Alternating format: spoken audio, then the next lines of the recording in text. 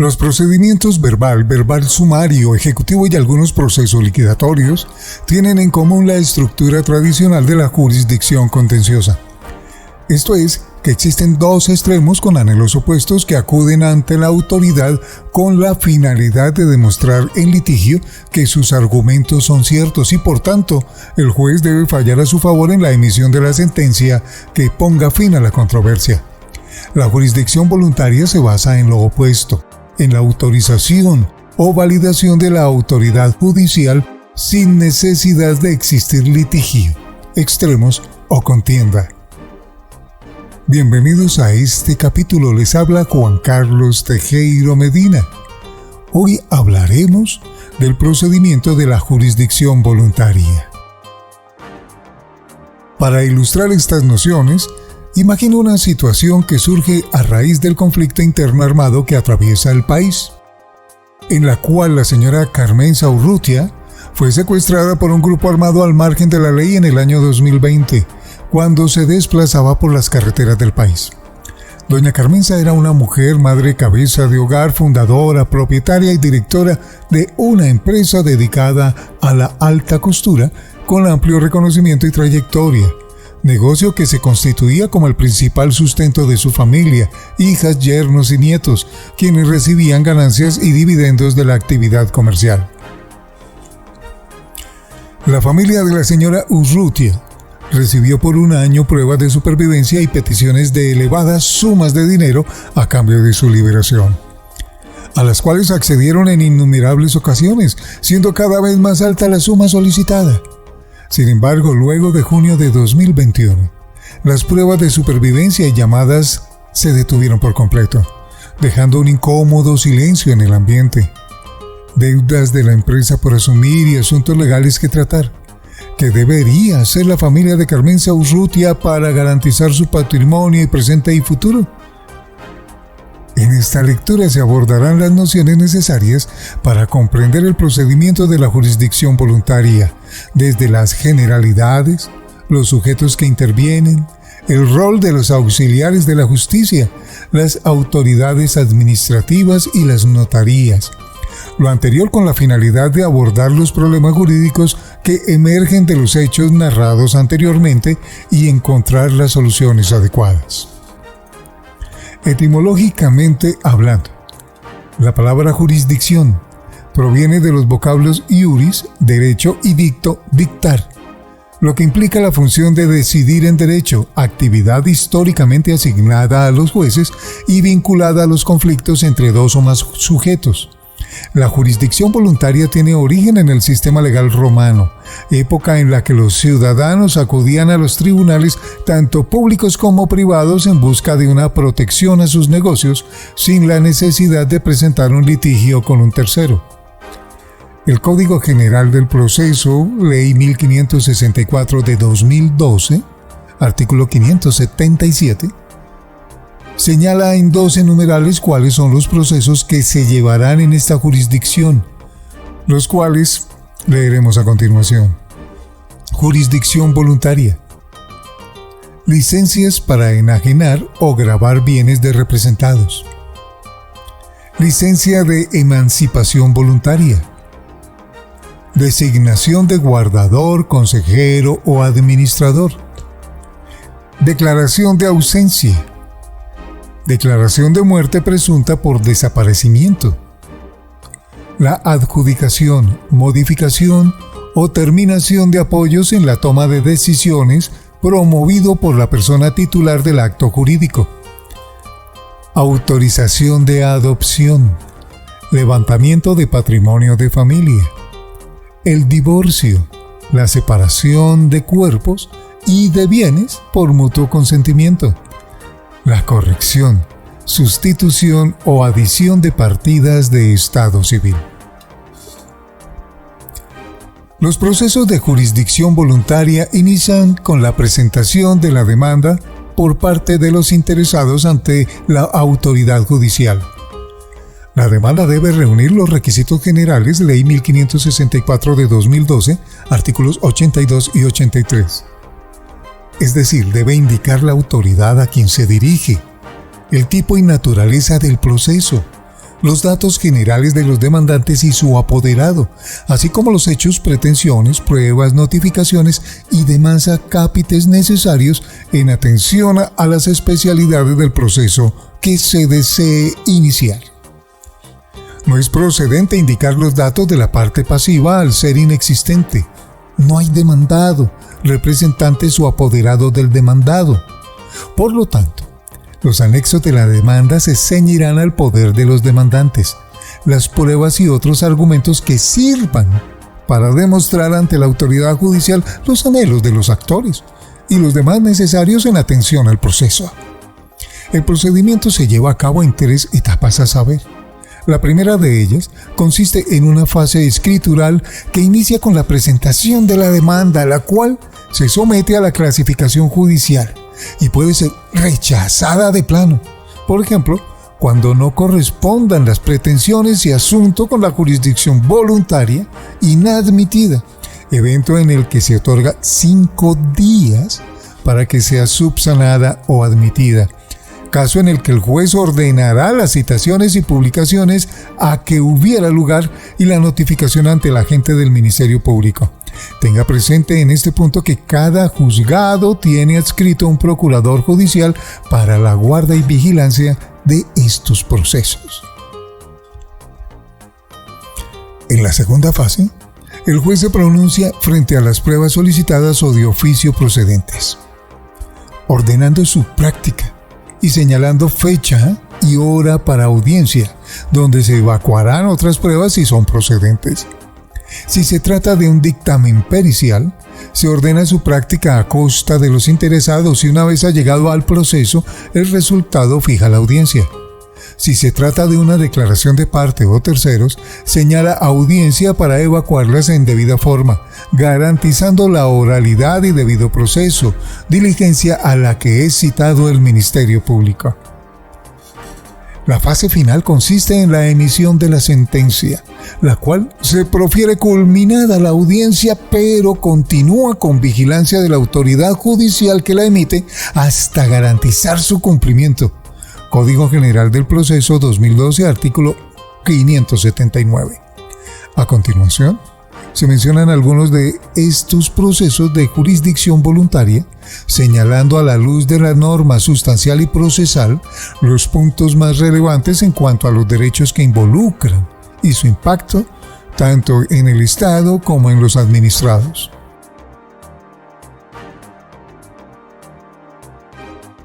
Licencias o autorizaciones.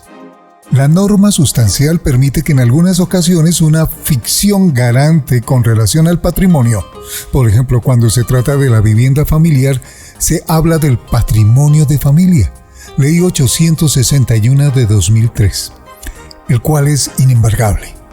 Se predica de la vivienda donde habita la familia únicamente, no sobre todo el patrimonio familiar, y consiste en evitar que uno de los progenitores, cónyuges o compañeros la enajene o permute, perjudicando a sus compañeros o a los hijos menores de edad habidos en común. Esta puede ser voluntaria y constituida mediante escritura pública u obligatoria cuando la vivienda es de interés social. Otra situación que considera la norma es la protección del patrimonio de los menores de edad o de quienes son representados a través de apoyos judiciales, tema que se abordará en esta misma lectura pero posteriormente.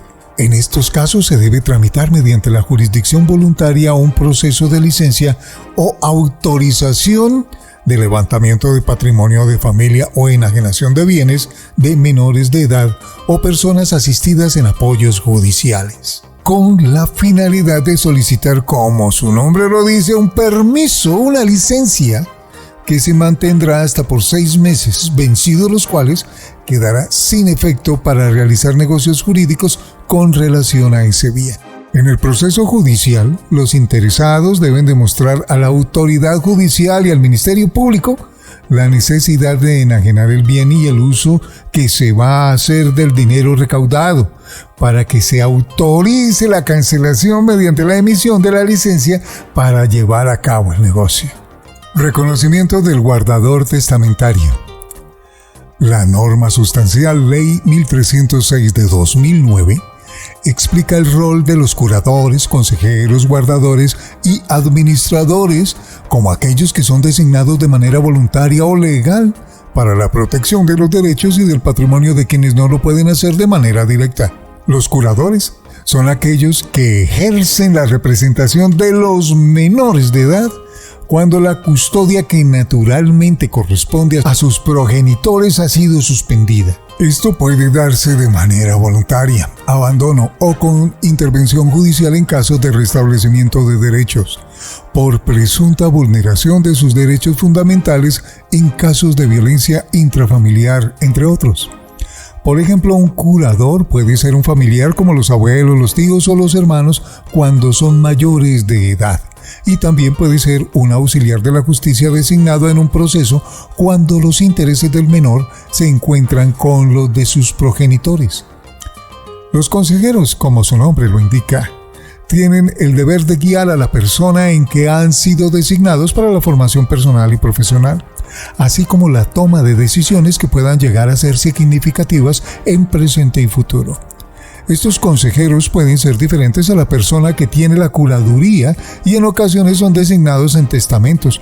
Por ejemplo, un consejero puede ser la persona de confianza de un causante que al fallecer continúa con su labor frente a quien reciba el patrimonio. Por su parte, los administradores, a diferencia de los consejeros, están llamados a recibir los bienes y rendir cuentas de su gestión de manera voluntaria o requerida. Por ejemplo, un menor de edad que recibe una herencia de su abuelo paterno por testamento puede tener como curadora a su abuela materna, un consejero designado en el testamento, y puede constituir una administración fiduciaria frente a uno de sus bienes en una tercera persona. Este último será el administrador. Las guardas testamentarias deben estar señaladas en el testamento. Deben indicar el día que inician y en qué momento expiran. Y a su vez pueden crearse con condición suspensiva y resolutoria. En aquellos casos en que el testador omita realizar esta mención, se procede con las guardas legítimas. Ley 1306 de 2009, artículo 68. Y cuando éstas no sean procedentes, concurre por la autoridad judicial la designación de las guardas dativas. Ley 1306 de 2009, artículo 69. El proceso de jurisdicción voluntaria con relación al reconocimiento del guardador testamentario consiste en la presentación de la demanda por quien desee ser designado en el rol, acompañada del testamento, si es el caso, y el registro civil de defunción, así como demás pruebas que lo acrediten legitimado para ejercer el cargo. Si no existen pruebas pendientes por recaudar o por practicar, se procede a la caución, posesión en el cargo, fecha y hora para entrega de los bienes del pupilo, persona a la que se representa, con la observación que el pupilo también puede requerir la posesión, evento en el que si el guardador designado se niega o se declara inhabilitado, se debe iniciar un incidente en el que será notificado el Ministerio Público previo a decidir lo pertinente, si ejerce el cargo o se designa a un auxiliar. Declaración de ausencia. El Código Civil de 1873 indica que, cuando una persona desaparezca del lugar de su domicilio, ignorándose su paradero, se mirará el desaparecimiento como mera ausencia y la representarán y cuidarán de sus intereses sus apoderados o representantes legales. Artículo 96.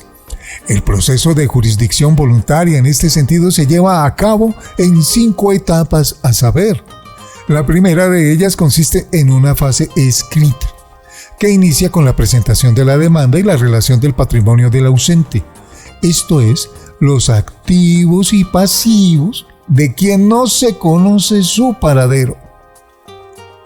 La segunda fase inicia con la admisión de la demanda, auto en el que el juez ordenará realizar un emplazamiento en medio de amplia difusión nacional en domingo, así como radiodifusión, indicando los datos del juzgado, el proceso, el nombre del ausente y quien inicia la demanda, con la mención de requerir a quienes tengan noticias sobre su paradero ponerlo en conocimiento de la autoridad judicial. Surtidas las notificaciones, el interesado debe allegar la prueba de dicha publicación y radiodifusión y el juez atenderá los mensajes que reciba en donde se den indicaciones de la ubicación del ausente. Si no se recibe noticia alguna, se continúa con la actuación mediante la designación de un curador ad litem, auxiliar de la justicia, que representará los derechos del ausente. En especial que la actuación se lleve en cumplimiento de un debido proceso. La cuarta etapa consiste en la audiencia para práctica de pruebas y emisión de sentencia, la cual tiene como fin designar la guarda legítima o dativa, como se explicó con antelación para la administración de los bienes del ausente, la cual permanecerá hasta su reaparición o, de ser procedente, hasta la declaración de la muerte real o presunta y su posterior proceso de sucesión y adjudicación de bienes. La quinta fase tiene como objetivo señalar la temporalidad de la designación, la rendición de cuentas posterior y la obligación de entregar los bienes a los adjudicatarios a quien por ley les corresponda la administración de estos.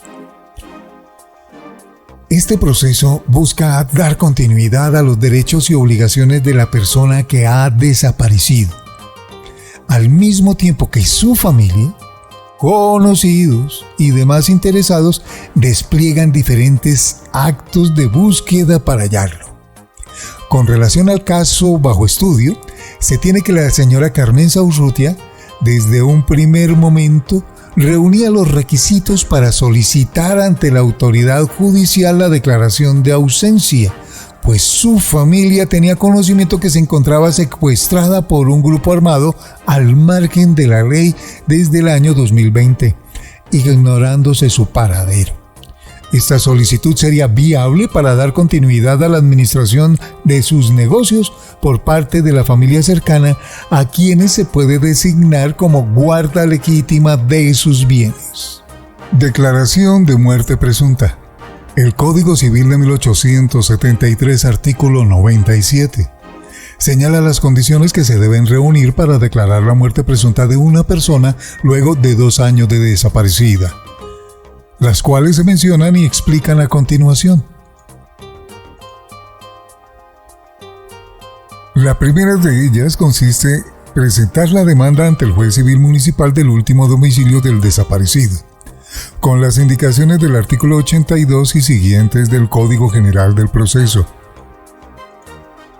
La demanda debe contener en la relación de los hechos la mención que se ignora el paradero del desaparecido, que se han realizado diferentes acciones para averiguar su paradero, la fecha de las últimas noticias de supervivencia y el señalamiento que desde dicho evento a la presentación de la demanda han pasado al menos 2 años. La segunda condición consiste en la citación del desaparecido a acudir de manera voluntaria al proceso, la cual se realiza mediante la orden en el auto que admite la demanda de notificar por edictos publicados en el periódico oficial de la Nación, 3 veces por lo menos, debiendo correr más de 4 meses entre cada 2 citaciones. Esta otra condición consiste en esperar al menos 4 meses luego de la última citación por edicto a comparecer al proceso por parte de un interesado, quien en línea con la siguiente condición deberá ser escuchado en el proceso, al igual que el defensor o ministerio público, para garantizar el debido proceso. Es importante mencionar que las sentencias que se expidan se publicarán en el periódico oficial. Estas pueden ser definitivas o interlocutorias. Tenga presente que al tratarse de un trámite de jurisdicción voluntaria, la cosa juzgada es una mera formalidad y existe la posibilidad que el ausente con el tiempo aparezca. La siguiente condición señala que la autoridad judicial debe fijar como día presuntivo de la muerte el último del primer bienio contado desde la fecha de las últimas noticias. Así, por ejemplo, en el caso bajo estudio de la señora Carmenza Urrutia, privada de su libertad en el año 2020.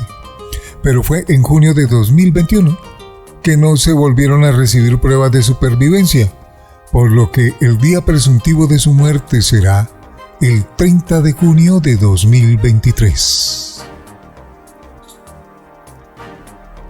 Es importante mencionar que la norma contempla otorgar la posesión provisoria de los bienes del desaparecido a sus guardadores o defensores que hayan impulsado el proceso transcurridos 2 años más desde la misma fecha, lo que para el caso bajo estudio correspondería a 30 de junio de 2025. Existe una excepción al procedimiento señalado con antelación y se aplica cuando el desaparecido recibió una herida grave en la guerra o naufragó la embarcación en que navegaba o le sobrevino otro peligro semejante. No se ha sabido más de él. Y han transcurrido desde entonces 4 años. Ley 1564 de 2012, artículo 97, numeral 7. En ese caso, el día presuntivo de la muerte será el día del suceso y al no ser posible determinarlo en el proceso, por ejemplo, una sonada de varios días, deberá adoptarse un día intermedio, concediendo además de forma inmediata la posesión definitiva de los bienes.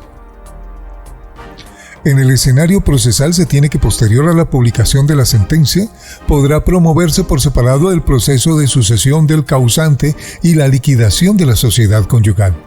Procesos que se explicaron con antelación en los procesos liquidatorios, pero la sentencia aprobatoria de la participación o adjudicación que en él se dicte podrá rescindirse en favor del desaparecido si reapareciere, o de sus legitimarios habidos durante el desaparecimiento, o de su cónyuge por matrimonio contraído en la misma época. Ley 84 de 1873, artículo 108. Siempre que ellos inicien proceso verbal de rescisión dentro de los 10 años siguientes a la fecha de dicha publicación de la sentencia. ¿Sabías que la rescisión consiste en declarar nulos los actos que se hayan llevado a cabo bajo la ejecución de un contrato, acto, sentencia por las partes y volver a las condiciones iniciales antes de ser celebrado, toda vez que dichas decisiones se encuentran afectadas y no hay lugar a que nazcan y generen efectos? En la sentencia del proceso verbal, si fuere el caso, se decretará la restitución de bienes en el estado en que se encuentren. Sin embargo, si se hubiese enajenado, se decidirá de conformidad con la ley sustancial, Ley 1564 de 2012, artículo 584.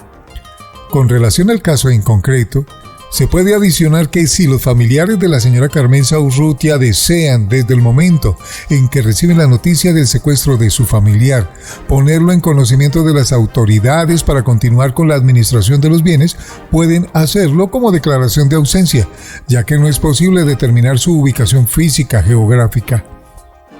En el momento en que dejen de recibir las pruebas de supervivencia, pueden acumular dicho proceso y sentencia con la declaración de muerte presunta. Ley 1564 de 2012, artículo 585. Apoyos judiciales. El último de los procesos de jurisdicción voluntaria que especifica el Código General del Proceso se refiere a la adjudicación de apoyos en la toma de decisiones promovido por la persona titular del acto jurídico. Un procedimiento novedoso que viene a reemplazar lo que anteriormente se conocía como proceso de inhabilidad o interdicción en atención a la condición de discapacidad de una persona. La Convención de las Naciones Unidas sobre los Derechos de las Personas con Discapacidad estableció el modelo social de la discapacidad, el cual contempla que no es una condición estrictamente personal, sino que se conjuga con las barreras que existen para sus condiciones específicas, disposición que ingresa a nuestro ordenamiento jurídico por bloque de constitucionalidad. Es por esta razón que en 2019 se expide la ley que establece el régimen para el ejercicio de la capacidad legal de las personas con discapacidad mayores de edad, Ley 1996 de 2019, que establece que todas las personas tenemos capacidad de goce, ejercicio y por lo tanto capacidad plena, conservando únicamente el limitante de la edad para la capacidad de ejercicio. Existen personas con discapacidad física que pueden solicitar apoyos materiales, como sillas de ruedas, muletas, implantes, entre otros. que le permitan tener acceso en condiciones de igualdad a todos los escenarios a los que podrían acceder las personas normalmente. Estas peticiones se podrán elevar al sistema de salud sin importar si pertenecen al régimen subsidiado o contributivo. También se da el caso de las personas con discapacidad física o mental que les impide manifestar el uso de la razón para tomar decisiones, quienes solicitarán como apoyo judicial la designación de un tercero que los represente en las decisiones que se pueda obligar u obligar a otros, como la suscripción de actos, acuerdos o contratos, por ejemplo. Personas con discapacidad física o movilidad reducida que se encuentran en coma inducido o con muerte cerebral. B. Personas con discapacidad mental que en atención a su percepción de la realidad no pueden obligarse por sí mismas. Aquellas que son dictaminadas con Alzheimer, esquizofrenia, demencia, pérdida de la memoria, entre otros trastornos cognitivos. Por lo tanto, las personas mayores de edad que consideren de conformidad con la norma sustancial que requieren apoyo, persona de apoyo, para tener acceso a la gestión de sus negocios o servicios del Estado, lo pueden asignar de forma voluntaria ante notario, centro de conciliación o por medio de un proceso de jurisdicción voluntaria como el que se presenta en estas líneas mediante sentencia judicial inscrita en su registro civil de nacimiento.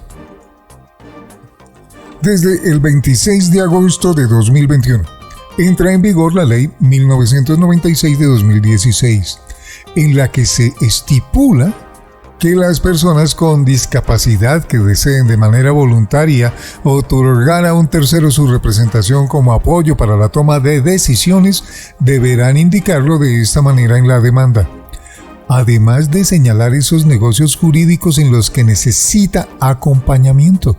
Por ejemplo, la solicitud de trámites de pensión, la solicitud de medicamentos, trámites bancarios, entre otros. Adjunto a la demanda, se pueden presentar la valoración del apoyo requerido en documento emitido por entidad pública o privada en la que se mencione la discapacidad del titular del acto jurídico. Ley 1564 de 2012, artículo 586, numeral 2. En todo caso, si el juez lo requiere y lo estima necesario. Si no se aporta con la demanda, podrá decretarlo de oficio.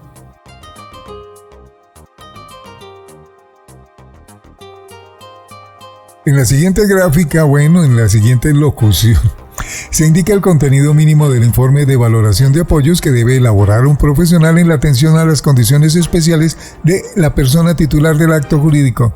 Ley 1564 de 2012, artículo 586, numeral 4. A. Los apoyos que la persona requiere para la comunicación y la toma de decisiones en los aspectos que la persona considere relevantes. B. Los ajustes procesales y razonables que la persona requiera para participar activamente del proceso. C. Las sugerencias frente a mecanismos que permitan desarrollar las capacidades de la persona en relación con la toma de decisiones para alcanzar mayor autonomía en las mismas. D. Las personas que puedan actuar como apoyo en la toma de decisiones de la persona para cada aspecto relevante de su vida, en especial para la realización de los actos jurídicos por los cuales se inició el proceso. E. Un informe general sobre el proyecto de vida de la persona. En el acto admisorio de la demanda, se citará a comparecer a las personas que el titular del acto jurídico haya indicado como sus apoyos. Una vez vinculados al proceso, se notifica al Ministerio Público y una vez integrada la litis, el juez procede a correr traslado de la valoración por 10 días para que, si lo estiman pertinente, realicen las objeciones al dictamen, presentando uno nuevo o requiriendo que se practique mediante orden judicial uno nuevo. Una vez vencido el término anterior, el juez convoca a audiencia para escuchar al titular del acto jurídico, demandante a las personas citadas como apoyo y evacuar las demás pruebas que considere necesarias.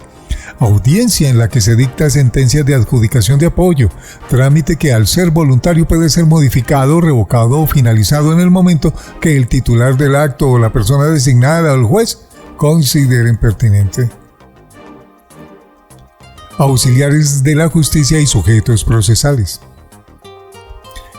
En líneas anteriores se mencionó que, al ser un procedimiento no litigioso, este se inicia con la presentación de la demanda por los demandantes, que en otras palabras son los interesados en acceder a la declaración judicial. No existen demandados, no existiendo demandados, parte pasiva u otras partes o terceros que pueden intervenir en la actuación en los términos del Código General de Proceso con relación a los sujetos procesales. Los auxiliares de la justicia de conformidad con la norma son personas idóneas, de excelente reputación y conducta intachable.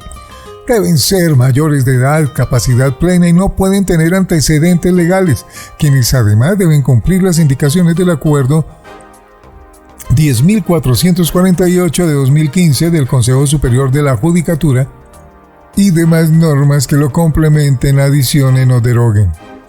Se dividen en 3 grupos, a saber: el primero conformado por funcionarios que concursan y son elegidos por periodos bianuales. El segundo por peritos que pueden comparecer de manera directa o a través de su vinculación a entidades públicas o privadas, pero que tienen en común su nivel de formación y experticia sobre determinado asunto. El tercero por abogados que ejerzan habitualmente el ejercicio de la profesión.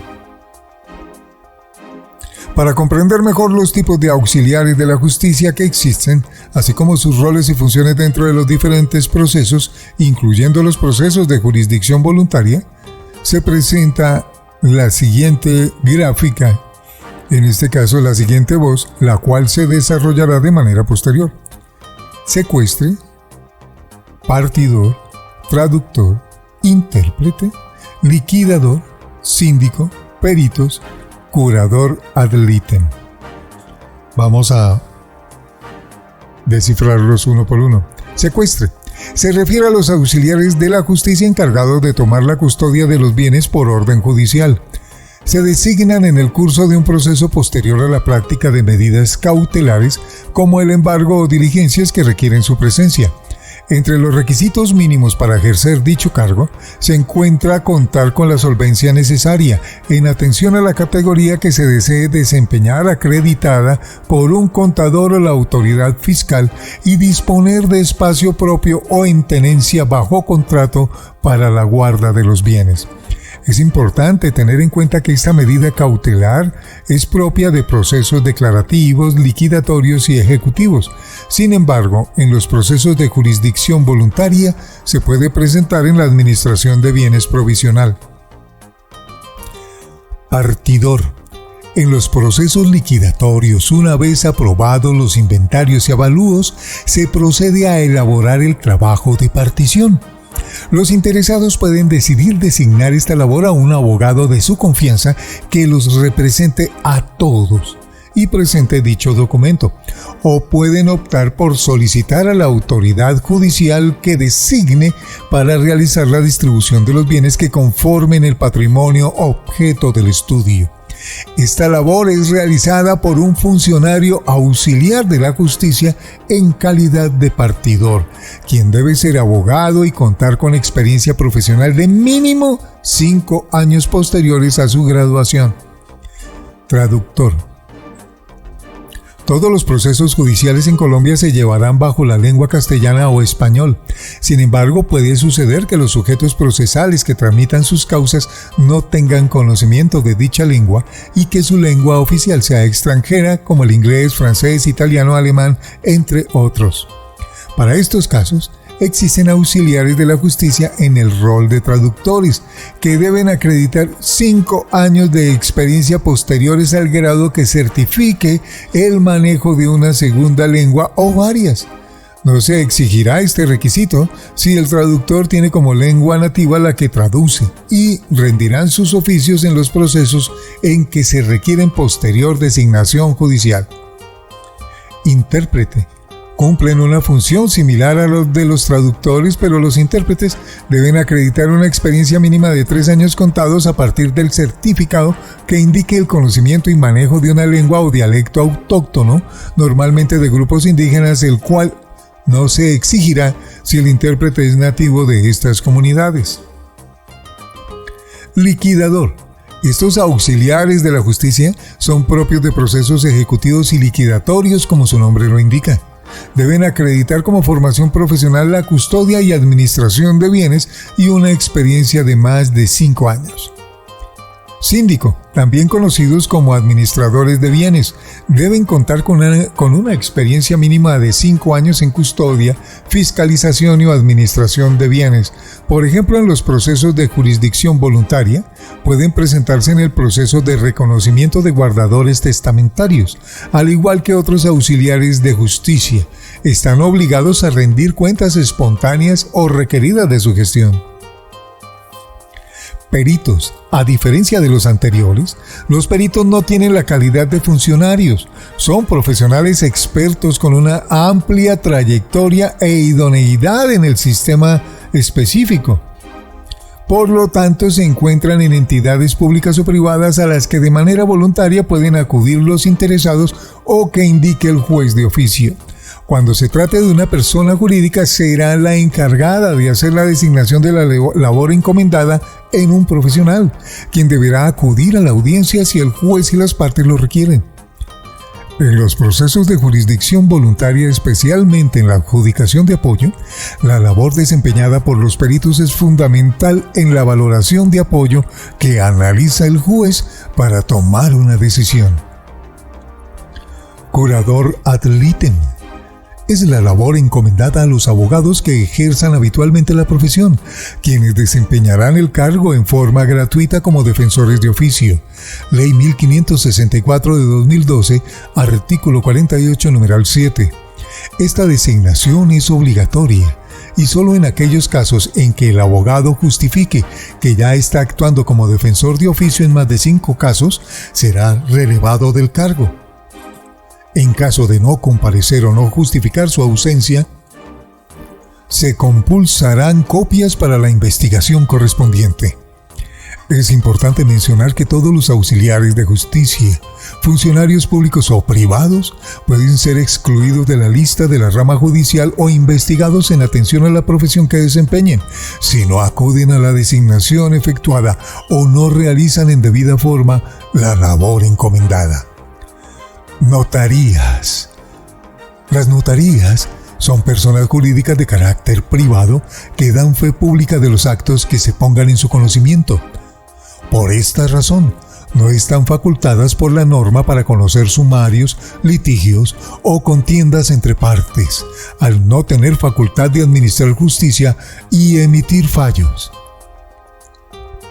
Dada su naturaleza y limitadas funciones que se les han asignado, la competencia residual de avalar los actos entre particulares cuando son de común acuerdo, por ejemplo, una cesación de efectos civiles de matrimonio católico por la causal novena del Código Civil de 1873, artículo 164, o la declaración voluntaria de una unión marital de hecho, o la liquidación de una sociedad conyugal o sociedad patrimonial de común acuerdo.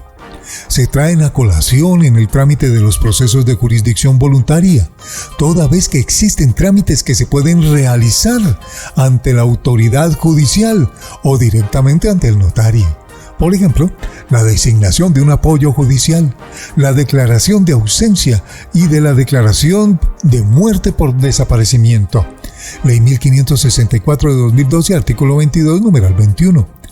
Cuando las personas interesadas en efectuar estas diligencias no cuenten con los recursos económicos para acceder a los servicios de las notarías, toda vez que son prestados bajo tarifas que vigila la Superintendencia de Notariado y Registro, podrán acudir ante los jueces de la República al ser la administración de justicia un derecho fundamental por demás gratuito. Autoridades administrativas. Los organismos de control en cabeza se denominan Ministerio Público y por orden jerárquico están conformados por la Procuraduría General de la Nación, la Contraloría, la Defensoría del Pueblo y la Personería, entidades a las que los ciudadanos pueden acudir para solicitar acompañamiento y orientación en los trámites administrativos, especialmente cuando consideren que están siendo vulnerados sus derechos. El Servicio de Administración de Justicia, encabezado en los jueces y magistrados y sus equipos de trabajo, se presta en colaboración con funcionarios de estos organismos de control, en atención a los sujetos o asuntos que se debatan en los diferentes procesos. Así, por ejemplo, en aquellos trámites en que se encuentran involucrados los derechos de niños, niñas y adolescentes, se debe citar al defensor de familia adscrito al juzgado, y en aquellos casos en que el juez deba avalar autorizaciones frente a personas en condición de discapacidad, como la jurisdicción voluntaria en adjudicación de apoyos, deberá notificarse al procurador judicial adscrito al juzgado. Lo anterior con la finalidad de velar no solo por los derechos de las personas en condición de vulnerabilidad, sino en garantía de su debido proceso, validando los actos que desempeñe la autoridad judicial. Así, por ejemplo, también ante el procurador judicial designado en los juzgados, se podrá solicitar la vigilancia judicial, cuando una de las partes o ambas consideren que el procedimiento por parte de la autoridad judicial no se está llevando en debida forma. Competencia jurisdiccional. Para determinar la competencia de los jueces en los procedimientos que se tramiten en jurisdicción voluntaria, se debe mencionar que la naturaleza de los asuntos que se debaten es de la especialidad de familia. En ese orden de ideas, los factores para determinar la competencia son el factor objetivo por materia o naturaleza del asunto, otorgándola a los jueces de familia en única instancia. Ley 1564 de 2012, artículo 21, sin perjuicio de la competencia atribuida a los notarios, explicada con antelación. En el caso bajo estudio, no se menciona el último lugar de habitación de la señora Carmenza Urrutia o el asiento principal de sus negocios. Sin embargo, de conformidad con los factores para determinar la competencia territorial, Ley 1564 de 2012, artículo 28, numeral 13, se tiene que será competente el juez del último domicilio que el ausente o el desaparecido haya tenido en el territorio nacional. Ley 1564 de 2012, artículo 28, numeral 13, literal B. Alcance de las decisiones. Los jueces se comunican con las partes mediante providencias judiciales, de forma oral y escrita. Estas pueden ser autos que a su vez se dividen en interlocutorios o de sustanciación y sentencias. Los autos interlocutorios son aquellos que ayudan a dar impulso al proceso. Por ejemplo, admiten la demanda, señalan fecha a una audiencia, ordenan medidas cautelares, entre otros. Los autos de sustanciación son aquellos que deciden de manera argumentada las decisiones que imparta la autoridad judicial. Por ejemplo, aquellos que deciden recursos, objeciones, excepciones, entre otros, y las sentencias que regla general son las providencias con las que se da fin al proceso. Un efecto de las sentencias es la cosa juzgada, res judicata, la cual implica que sobre ese asunto no se puede volver en el tiempo, brindando seguridad jurídica a las partes, quienes al tener el fallo pueden establecer que sobre ese asunto no se volverá a discutir, litigar o presentar acción alguna al respecto. Sin embargo, existen dos tipos de cosa juzgada, la formal y el material. La cosa juzgada material implica que sobre ese acuerdo no hay lugar a revisiones posteriores o modificaciones. Por ejemplo, en los asuntos de derecho privado, con relación a obligaciones dinerarias, liquidaciones, adjudicaciones de patrimonio, litigios contractuales, entre otros. La cosa juzgada formal implica eso mismo, una mera formalidad de acuerdo, el cual se puede modificar en atención a las condiciones de los sujetos que intervienen en el acuerdo. Por ejemplo, en temas de familia, la fijación de cuota de alimentos puede variar en atención a la necesidad del alimentado y la capacidad económica del alimentante, y también lo será la sentencia frente a los ausentes con relación a la administración de su patrimonio. Cierre. Para concluir los procesos de la jurisdicción voluntaria, si bien no implican un litigio, son necesarios y pertinentes en casos como las ausencias y la desaparición o la adjudicación de guardas, pues permiten, como en el caso bajo estudio, que la familia de los ausentes pueda cuidar, administrar, disponer de manera por demás acertada del patrimonio de su familiar sin que esa ausencia genere mayores perjuicios en el presente y futuro de la administración de los negocios. Referencias: Código Civil, Ley 84 de 1873. Código General del Proceso, Ley 1564 de 2012. Ley 861 de 2003, por la cual se dictan disposiciones relativas al único bien inmueble urbano o rural perteneciente a la mujer. Hombre, cabeza de familia, 29 de diciembre de 2003. Ley 1306 de 2009, por la cual se dictan normas para la protección de personas con discapacidad mental y se establece el régimen de representación legal de incapaces emancipado. Ley 1996 de 2019, por medio de la cual se establece el régimen para el ejercicio de la capacidad legal de las personas con discapacidad mayores de edad. Información técnica, Módulo Procesal Civil Especial, Unidad 4. Procedimiento de la jurisdicción voluntaria. Autora: Lina María Ortegón Suárez. Asesora pedagógica: Doris Almeida Gómez Torres. Diseñador gráfico: Alejandra Daza Hurtado. Les leyó Juan Carlos Tejero Medina, estudiante de Derecho, Politécnico Gran Colombiano.